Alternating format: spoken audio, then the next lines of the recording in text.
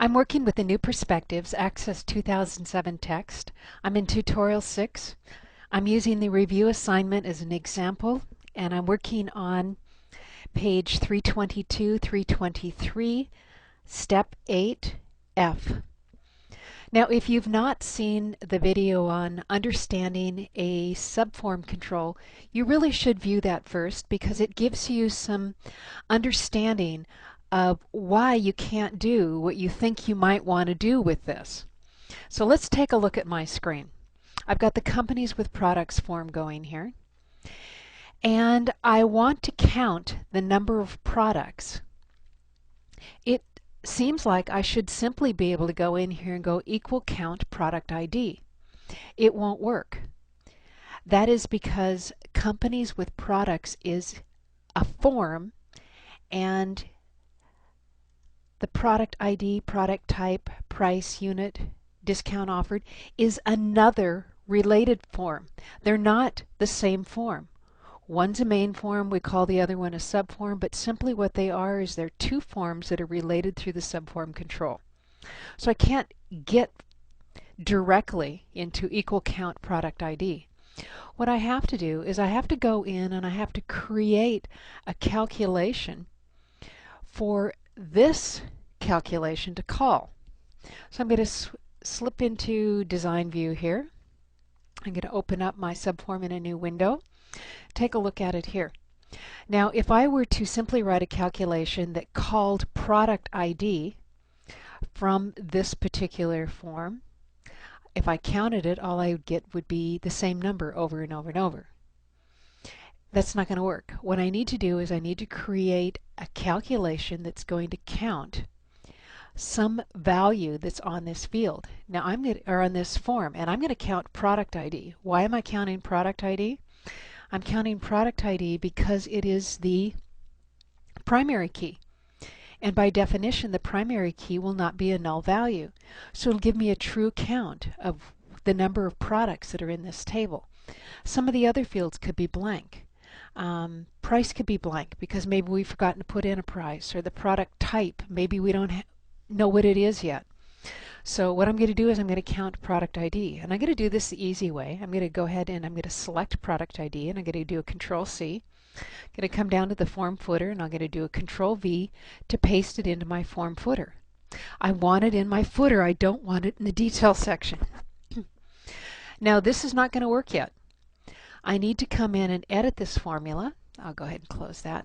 I want it to say equal count, because I want to count it, and count is a function. A function takes arguments, and arguments are contained in parentheses. So I have to put equal count and put parentheses around the value that I'm going to count. Now I'll go ahead, and if I switch to my regular view, which is datasheet view, I'm not going to be able to see that value.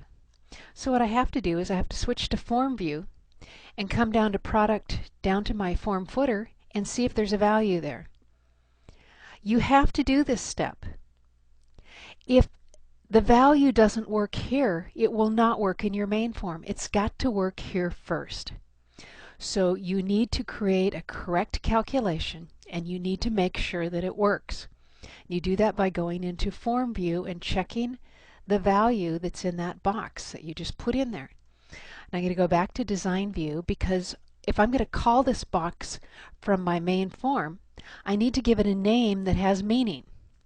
So I'll open up my property sheet. Right now, the name of this box is text 12. Now to some of you, you may go, that's an easy way, I'm just going to call text 12. Well, I want it to have a name that makes sense to me. So I'm going to pick a name that goes along with the naming conventions that excuse me, that we've used in the book. And the book says I'm going to call this excuse me, I'm going to cough here. I'm going to call it TXT invoice num count, or product ID count. So I'm going to call this TXT product ID count. So it's a text box, and it is counting the product ID. Okay. And I'm going to copy that because I'm going to use it later. So now I'm going to switch back out of here to my main form, and I'm going to put a formula here. Now, in the book has you use Expression Builder. I don't like Expression Builder. If you like Expression Builder, go with it. I don't like it. I'm going to do the calculations by hand, and I'm going to come in and open up my property sheet. Then from my property sheet, I'm going to zoom, and I'm going to put my formula in a zoom box. Now I'm going to increase the font size so that I can see it, and I'm going to set the value of this is going to be equal to FRM partial. This is the problem with using the zoom box, is you have to spell everything correctly. If you use the Expression Builder, Access will spell it for you. Partial product subform, dot form, bang, because it's user created. And then I'm going to put in the value that I copied. And so here is the name of the form.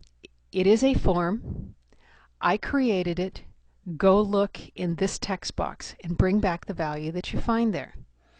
Now sometimes when you go to Form View right after you put in a formula, it doesn't work. And you switch back to Design View and back to Form View, and it will work. But sometimes that happens. So let's switch to Form View. Got it. Got it the first time. That doesn't always happen, but sometimes when you put the formula in, it doesn't quite read it properly, and so switch back to Design View and back to Form View. You can also close the form out, reopen it, if you're sure that your calculation is correct, and sometimes closing the whole database out and reopening it will make things work. That's the end of this segment.